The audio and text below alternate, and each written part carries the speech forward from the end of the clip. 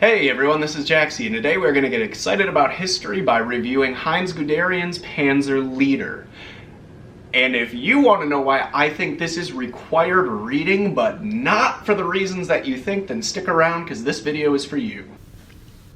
Heinz Guderian's memoir, titled Panzer Leader and first published in 1950, covers four major topics.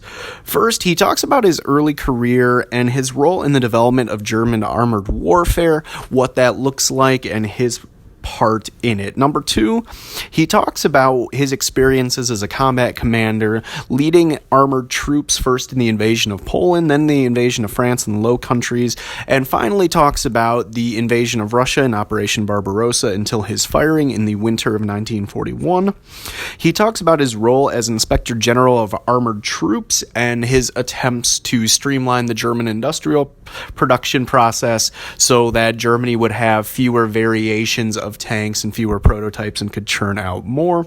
Finally, he spends a lot of time in the book describing the other personalities in the Third Reich and talking about different conflicts and his evaluations of those personalities. So first, let's talk about the positives. Guderian does a great job talking about the formation of German armored tactics and strategy, and showing how the Germans learned to mass their tanks first in divisions, then corps, then eventually groups and armies. And with his career and how many campaigns he was in, he's a real unique narrator for showing the different development of those tactics over time as he goes throughout his campaigns.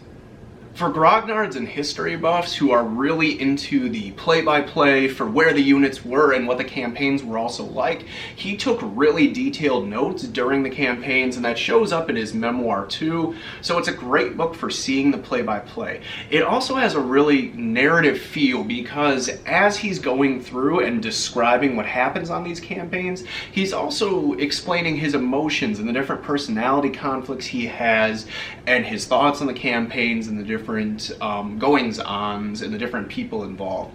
So he's really in a unique position to give us the emotional and the personal side of the campaign.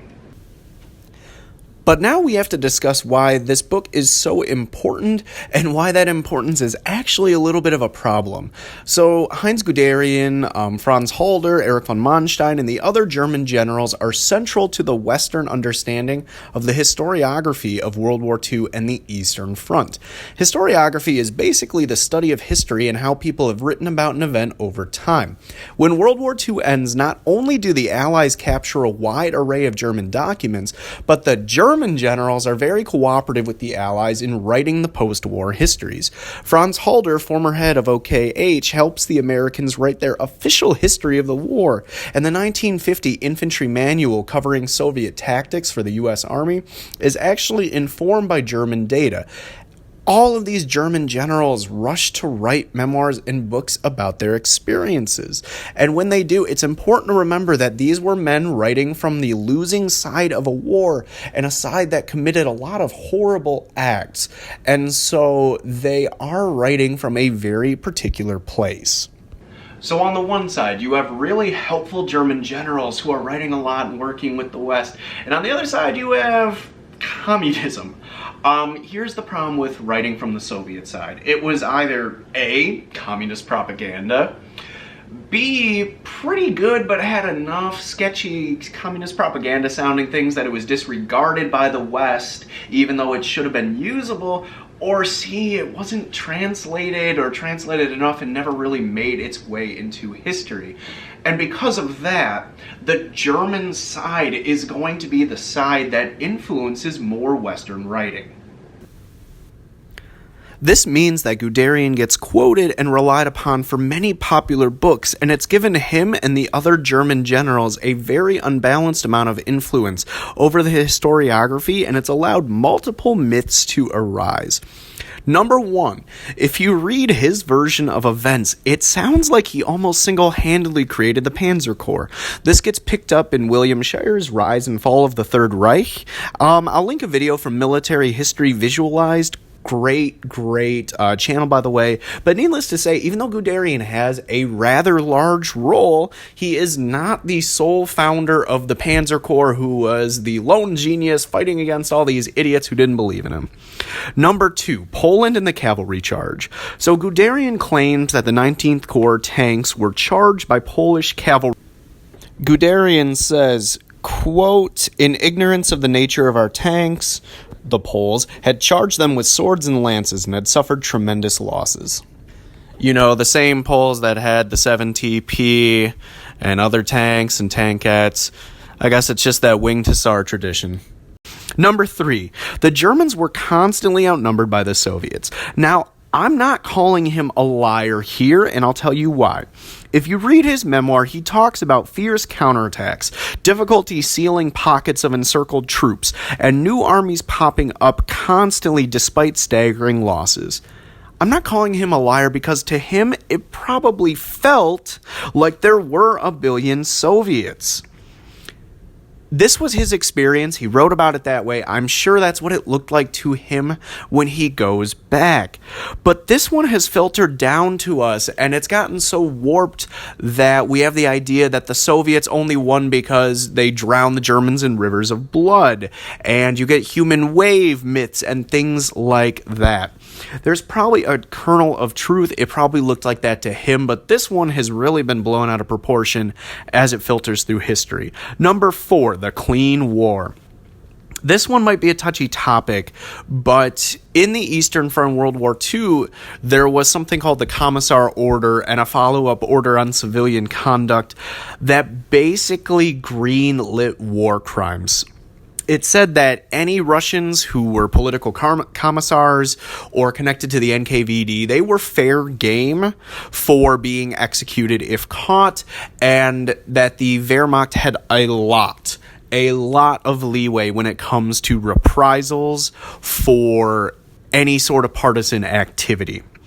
Now, Guderian on page 152 claims that quote, I forbade its forwarding to the divisions in order that it be returned to Berlin, end quote. He basically says that none of his units took part. Like, he knows it went on, but it wasn't him and the regular army.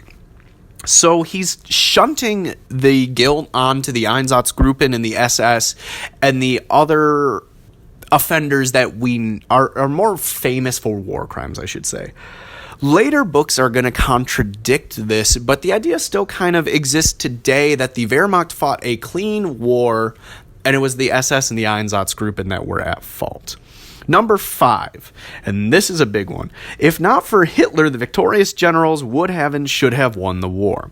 Now, you have to keep in mind that Guderian is writing as a general on the losing side of a massive world conflict. I don't blame him for this view, and as you read, it may have looked that way to him. Again, I don't think he's intentionally lying. I think this is just his perspective. How many of us want to blame ourselves for any sort of failure? To him, maybe the Moscow campaign does succeed if it starts earlier. Maybe skipping the turn south to Kiev is the secret. Maybe not doing the Battle of Kursk wins the war. It may have actually looked that way to him. And while I could make a whole video on why Germany actually lost, the fact is that everyone from the generals to the logistics wizards to the troops to the politicians up to Hitler, they all had some sort of role. And just saying that it was lots of Russians and it was Hitler at fault keeps us from doing deeper and richer historical analysis. It's kind of a lazy cop-out. I'm not saying those things didn't play a role. I'm saying we need to look at those and then also look deeper, and it's too easy to just stop where Guderian tells us the fault lies. So if the book has all these myths, you're probably wondering why I led this video in recommending it and saying that it's required reading. The fact is that these memoirs from generals are so influential that to understand the historiography of the war and where we get the ideas we get and why the history looks like how it does, you have to go to these different sources. You have to read Guderian, you have to read Manstein, you have to read Halder's diaries, because when you read other books like things from Alan Clark, Anthony Beevor, When you look at William Shirer, Cornelius Ryan, any of those other works, this is where they get a lot of their information. And as you get deeper into history, making the next step from here are the basic facts of history to, oh, this is how history has changed, and making that jump into understanding and being able to explain historiography, this is a good kind of test case for that. It's a very familiar topic in World War II, but you can use this book and see, well, where did these later writers get their earlier ideas, and how do those things kind of go down? If you're a military buff too, you're going to want to read this for the play-by-plays and the campaigns and the level of detail. If you're a war gamer, you're going to want to see where the actual generals win and how that compares to your campaigns and what the different interpersonal conflicts were. And it's very narrative, it's very play-by-play, so you can see the hopes and dreams of Guderian. You can see the emotion there, and there's a lot of draw for that as well. Anyway, thank you guys for watching, and I hope you learned something, or if not, you at least have a starting place and have something to think about and a way to look at history that you may not have before. If you guys have any responses to the history or the topics I've brought up, please leave a comment below, throw a like on if you found this interesting, and if you want to see more, because I'm going to be doing more book reviews, more wargaming, and more history talks, then subscribe and stay excited about history, and I will see you guys in the next video.